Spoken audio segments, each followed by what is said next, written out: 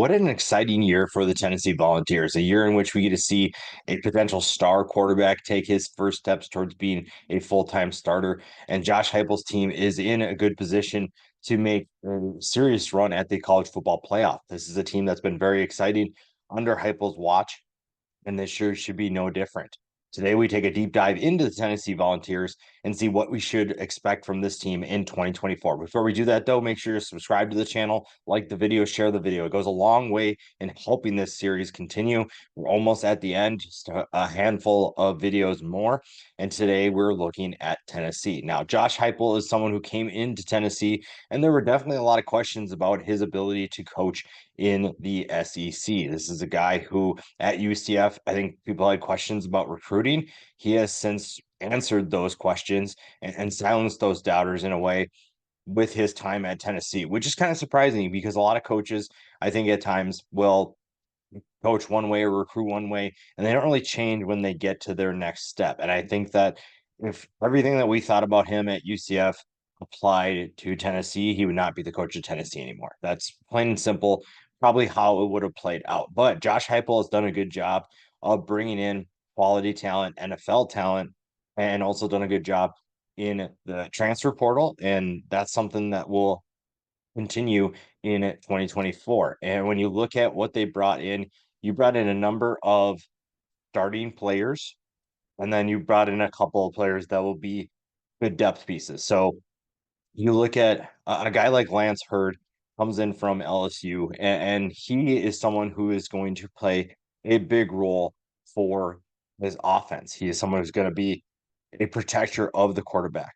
When you look at what they have coming back offensively, it's going to be on the offensive line to make sure that this team continues to thrive, continues to succeed. The skill positions are in a great position. You also bring in a guy like Chris Brazel from Tulane, the wide receiver who has big time ability, big play ability, someone who can definitely take the top off the defense. And this is a very deep wide receiver room. So getting him in was obviously a statement by Heupel. Again, their ability to recruit and get players to come in and come to campus. You also have two tight ends coming in, Holden Stays and Miles Kitselman. Those are two players that will definitely contribute, and we'll dive into more of those pass catchers here in a little bit.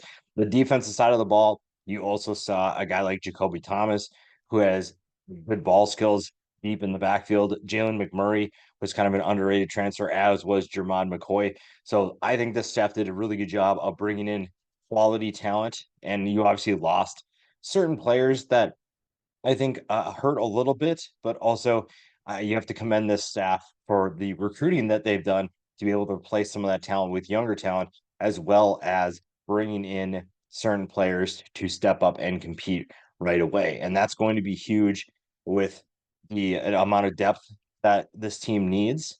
And they have plenty of key pieces that will be able to step up because they've recruited so well. They bring in the type of player that can step right up and compete. And we'll start with the offense as we always do. And everybody's got their eyes on Nico Iamaleava. Is it Iamaleava? I've heard both. I think it's Iamaleava. So that's going to be a handful to say. I obviously am struggling with it, but make no mistake about it. Nico can throw the ball. He is someone who has been on everyone's radar for a couple of years now. Obviously, the $8 million thing with NIL was the thing that everybody talked about with him, but now he gets to show why he is such a valuable player and why he's going to be one of the best quarterbacks in college football. 6'6", 215 pounds, has a great frame for the quarterback position. We got obviously a glimpse of what he can do last year in the bowl game, and you know that he has plenty of tools to utilize when throwing the football. And this has been a really fun team to watch with him running the show. We just haven't seen it a ton, obviously, because Joe Milton was the starter. Now it's Nico's team. He is the guy who's going to run this offense, and it's an offense that expects to take a step forward. They kind of took a step back, which was kind of expected. Obviously, going from Hendon Hooker to Joe Milton means that you're going to take steps back. It's not because of a lack of talent. It's just the way that Hendon Hooker ran that offense. Now, Nico has the tools to be an elite quarterback, but he can learn a lot from what Hendon Hooker does. Because when you look at what Hooker was able to do. He was someone who didn't have the most talent. He didn't have the biggest arm. He just ran the system really well. And Nico has to do the same thing here. He has to find ways to be able to distribute the football at times. He does not always need to be a hero. He has talent to be a hero, but you don't always need to do that. Sometimes the easy play is what's best. You have to trust this coaching staff too. We talked about their ability to recruit. Your ability to not play hero ball and trust that the players that your coaching staff brought to you and put in this offense will allow you to make plays successfully and be an explosive offense. Because again, there were certain things that did not go extremely well for Tennessee last year, and they're looking to get back to that point because 2 years ago, you saw an offense that was lighting teams up, and that's what they want to get back to. The running back position, for the first time in a couple years, has some questions, but Dylan Sampson's going to be an absolute stud for this offense. Only 604 yards and 7 touchdowns, but again, he has been competing for reps with a couple other guys, with Jabari Small and Jalen Wright. So you have guys that are going to leave big vacancies in the rushing attack, and Dylan Sampson will be able to step up. And I think he's going to have a very successful season. And you're seeing other guys behind him step up. And this is where you need to see some depth from Tennessee. And this is also where you see plenty of quality talent coming back. Cam Sultan is going to be one of those guys. He was obviously a good player. And so far through fall camp, you've heard good things from him. You've heard good things about freshman Peyton Lewis.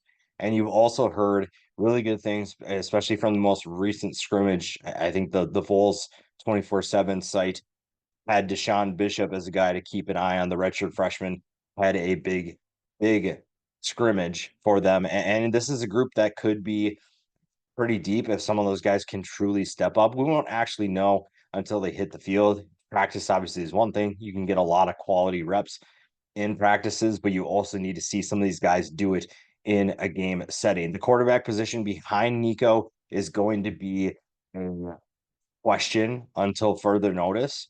And I don't think that unless, he goes down with an injury or whatnot, you're probably not going to see anyone behind them. So we'll see what happens with that. If Nico stays healthy all year, you obviously do not have to worry about that.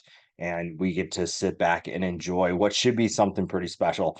And especially with the wide receiver talent, the pass catching talent that you have both coming back, coming in the transfer portal, and also some of this new talent that's going to step up and potentially play a bigger role in 2024. You start with Squirrel White. You also have Brew McCoy coming back. Those are two key players. Brew McCoy is obviously coming off that injury that kept him out for most of the season. So these are two guys that are back and ready to prove what they can do in 2024. Squirrel White had 803 yards and 2 touchdowns last year. Brew McCoy is a former 5-star talent that is ready to get to the NFL. And obviously, staying healthy is going to be a big key there. But at 6'3, 230 pounds, he gives them a big body that Nico can find downfield. We talk about Chris Brazell. It's another big body at 6'5, 200 pounds, 711 yards, and 5 touchdowns for Tulane last year. He was clearly their number one wide receiver. Hits the transfer portal and finds a new home in Tennessee. They expect a lot of big things. They also have Dante Thornton coming back, a speedster, average over 17 yards per catch. Didn't have the most production, but he is an explosive weapon. So that a quad of wide receivers for Tennessee is very dangerous. That's a group that is going to give a lot of secondaries, plenty of fits, plenty of trouble, and that's going to be huge for an offense that, again, is looking to take a step forward, especially in the passing attack. You saw when we talk about 2 years ago, you saw the explosive nature. This is the kind of group that you have that can take that step forward. You have Mike Matthews coming in as a freshman. He is someone that this staff expects to waste a little time making his presence known, has done a pretty good job so far in practices of doing that. Another freshman, Braylon Staley, has done a really good job as well. For a lot of good reports about him. So he is another name to keep an eye on. Then you have a couple other returners. Jazz Nimrod's coming back, Caleb Webb. Those are guys who don't have, again, the most production, but they're good depth pieces. So you feel really good about the wide receiver position. And then you also, I think you feel pretty good about the tight end position. Holden Stays comes in from Notre Dame. 176 yards and 4 touchdowns for him. You also have Miles Kittle's not, like I said, the Alabama transfer. Again, if you're getting someone from Alabama, you probably feel pretty good regardless of who you are. And he is someone that is pushing stays for time. And then another freshman in Ethan Davis is definitely keeping his name in the mix for that tight end position. He's definitely going to be part of that rotation. And again, one thing you're seeing with Tennessee, and some people maybe say that this is going to be a concern, but freshmen are going to play a big role for Tennessee this year. And I think it has more to do with the amount of talent they have rather than how many concerns they have at certain positions. Because when you look at Matthews and Staley, I've heard nothing but good things about anybody that's talked about them. Everybody's been really excited about them, and they get to learn from a very experienced group. They get to learn from an explosive group, and that's really exciting. If you're a Tennessee fan, you have a lot of things going well for you, and you have a number of freshmen that get to get firsthand experience, whether that's on the field or directly on the sideline, learning from their time seeing these guys do what they do best as starters. So I think it's only good things because you're not relying on them to be the star. You have star players that are going to play a big role. And then you have these freshmen that are depth pieces, which is going to be huge for the long term for Tennessee. And Josh Heupel and the staff, like I said, have done a great job of ensuring that this is going to be a well-oiled machine through and through, and for the short term as well as for the long term. That's something that's really exciting if you're a Volunteers fan. The offensive line is really where this gets interesting because you have a number of key pieces coming back, and you also have a couple of players coming in from the transfer portal. We talked about Lance Hurd coming in from LSU, 6'6", 340 pounds. Now he doesn't have a ton of starting experience, but you have plenty of talent. And part of recruiting the transfer portal is you're going to get SEC talent that is going to make your team better. And then you also get guys like Andre Karic, who comes in from Texas, has 28 games of experience, but was stuck behind some really talented players. So you get another guy, 6'6", 314 pounds. This offensive line is massive. It's not going to be the biggest, I don't think, in college football, but they have plenty of size. Cooper Mays comes back to lead that group up the middle at center, 6'4", 310 pounds. Obviously, everybody knows what he can do. Javonte Spraggins, 6'3", 330, and former Miami transfer John Campbell is back at 6'6", 330 pounds as well. So you have very good size up front, and that is huge because you are competing in a conference that requires you to have some special players. And obviously they have that at the skill positions, but do they have that up front? I think the answer is yes. You have a good group of starters, some inexperience in terms of starts on the left side, but Cooper Mays in that right side of the line, as you can see, have plenty of experience, have plenty of starting experience, and that's going to be huge for a group that is probably the X factor of this offense. Now, the backups, that's where things get a little bit more interesting, a little bit less certain. Larry Johnson is a massive body at 6'7", 348 pounds. Former JUCO transfer is a quality backup there. Dane Davis has almost 40 games of experience. Doesn't have a ton of starting experience, but he has been around for quite some time. And then you also have a couple of guys behind them with less experience than those guys, but you also have a freshman in William Satterwhite that is very intriguing. Against freshmen are going to play a big role for Tennessee, and we will see how much time they actually do get in the rotation. So we'll see what happens there. But you feel pretty good about what this offense has to offer, and from there, it's really going to be what is this defense able to do? Because this has been a group that's actually exceeded a lot of people's expectations. And you kind of expect that once again. And similar to the offense, you're going to have some young players stepping up in a big way. We'll dive right into this defensive line because a lot of people have high expectations of James Pierce Jr., and for good reason. If you watched his film, if you've seen what he's done in the past, it's easy to see why people think he's going to be a first round talent. He has a good frame, 6'5", 243 pounds, has the production, 14 and a half tackles for loss, 10 sacks. So he's someone who definitely is well known in the SEC community. as well as at Tennessee. So that's not really a surprise.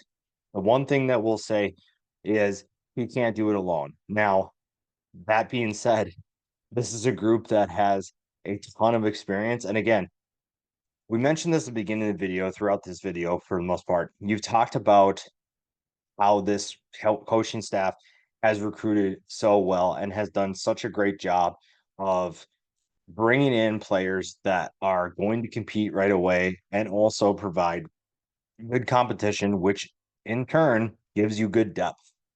And you see that with the defensive end position, whether that's at the Leo position behind Pierce and also at defensive end in general. So you have a guy like Jordan Ross, a 5-star guy who a lot of people expect to start right off the bat. He is proving his worth so far in practices and has the frame to be a rival to Pierce, the opposite side of him.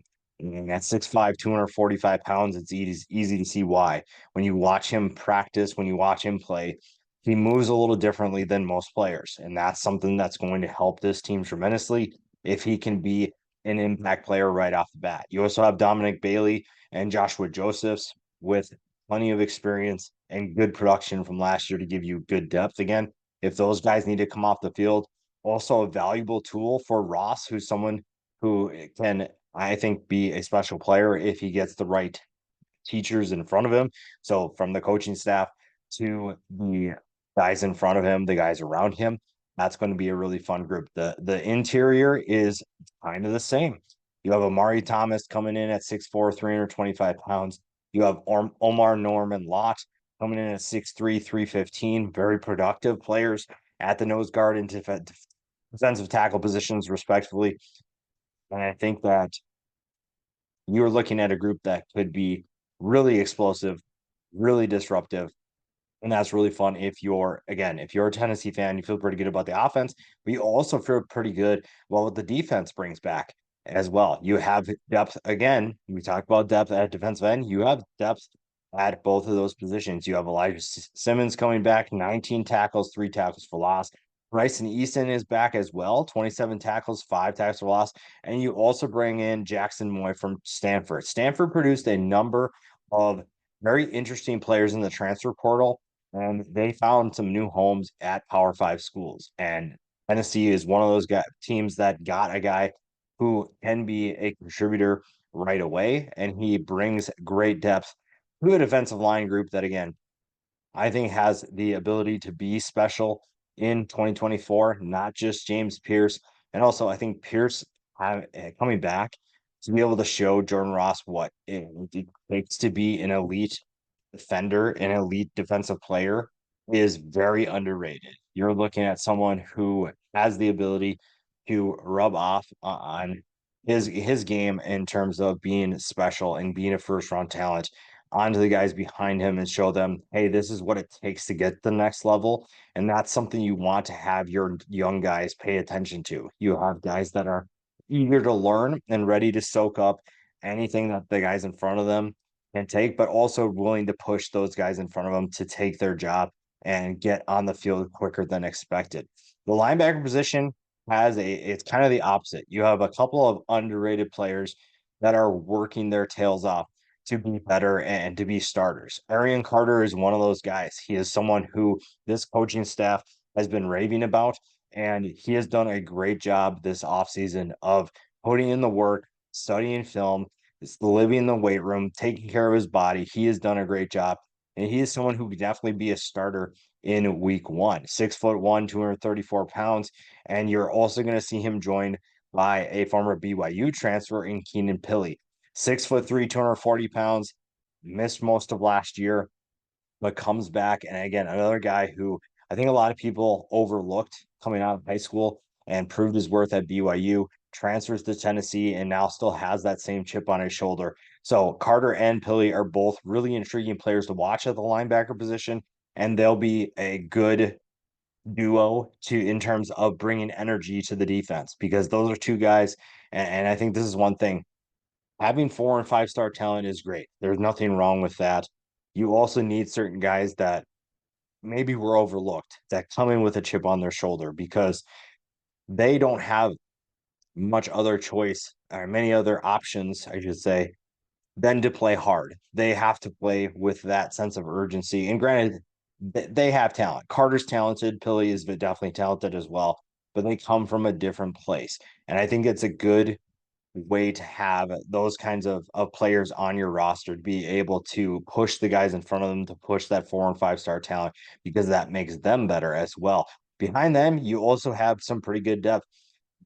Caleb Perry is coming back, 21 tackles last year. Jeremiah Talander is also a solid option, 35 tackles, 2.5 tackles for loss. So you're going to see a rotation. It's not just going to be two guys.